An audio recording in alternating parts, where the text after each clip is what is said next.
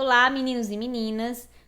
Nós iremos iniciar agora a nossa aula 20 de Fundamentos de Redes de Computadores. Então, o que nós aprendemos na nossa última aula?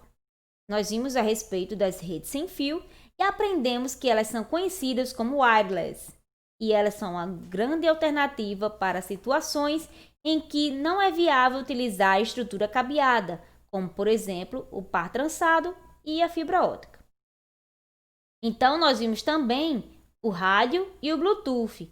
Vimos a diferença entre os dois e conceitos e definições importantes também. Hoje, iremos iniciar o nosso estudo através do Wi-Fi Wireless Fidelity. O termo Wi-Fi refere-se a um padrão I3E 802.11 para rede sem fio. Então, através desta tecnologia, é possível realizar a interligação de dispositivos como notebooks, impressoras, tablets, smartphones e outros tipos de dispositivos. Assim como outras tecnologias sem fio, o Wi-Fi utiliza-se de radiofrequência para transmissão de dados. Então, devido à flexibilidade e facilidade de construir redes utilizando este padrão, o Wi-Fi tornou-se popular e sendo utilizado até hoje em diferentes locais como hotéis, bares, restaurantes, hospitais, entre outros. E a tecnologia Wi-Fi é baseada no padrão 802.11, conforme foi citado anteriormente, que estabelece regras para a criação e o uso das redes sem fio. Então, o alcance das redes Wi-Fi variam conforme o equipamento, mas geralmente cobrem áreas de centenas de metros. E elas são subdivididas em categorias ou padrões que vamos ver a seguir, certo? Esses padrões são 802.11, 802.11b, 802.11a, 802.11g, 802.11n e 802.11ac. Agora, nós vamos ver um pouquinho de cada uma delas para aprofundar o nosso conhecimento sobre elas, certo?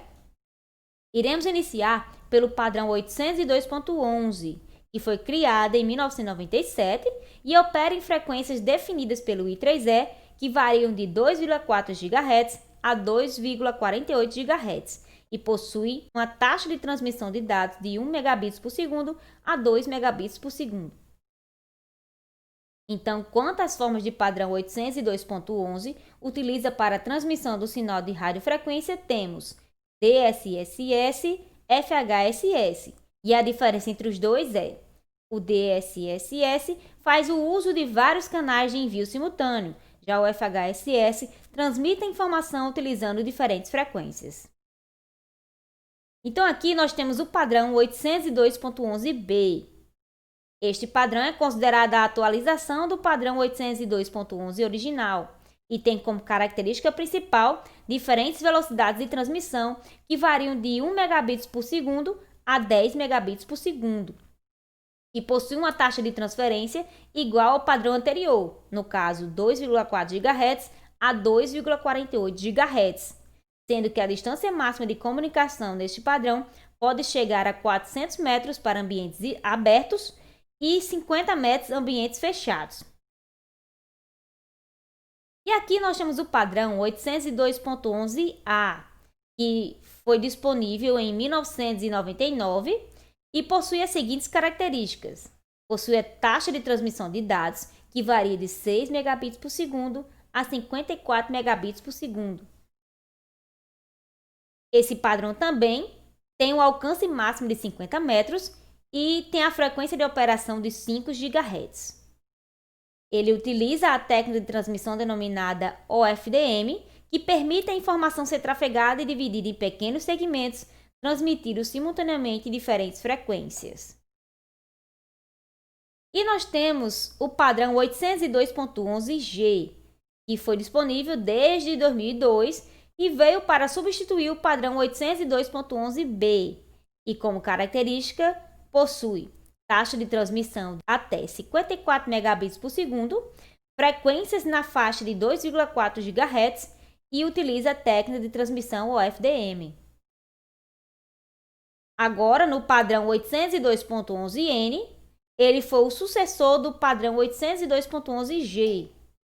E o padrão 802.11n teve seu início a partir de 2007. E sua principal característica está no fato de conseguir transmitir utilizando várias vias de transmissão. E aqui nós temos a evolução da Wi-Fi, né? E a primeira geração, começando em 1997, pelo I3E 802.11, que tinha uma taxa de transmissão de 2 megabits por segundo, com caso de uso de internet, certo?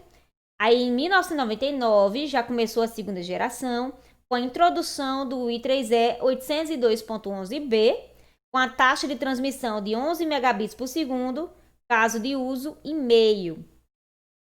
Então, aqui, a partir desse ano aqui, teve a terceira geração, onde tivemos o I3E 802.11GA. O Wi-Fi começa a se tornar onipresente, com a taxa de transmissão de 54 megabits por segundo. E o caso de uso foi que uma rica experiência em dados na web. E a partir de 2007, nós temos a quarta geração, com a introdução do I3E 802.11n, com a taxa de transmissão de até 600 megabits por segundo. O mais comum é 150 megabits por segundo e uma gama maior devido ao uso de MIMO, caso de uso meio de resolução de streaming de vídeo. E em 2012 nós tivemos a quinta geração com a introdução do I3E 802.11ac, com a taxa de transmissão de até 3,6 gigabits por segundo. A primeira solução é menor que 1,8 gigabits. E no caso de uso, temos a cobertura de toda a casa para consumo de vídeo. Então, aqui nós temos uma atividade e eu quero que vocês citem pelo menos 3 padrões do Wi-Fi. Então, o que nós aprendemos hoje?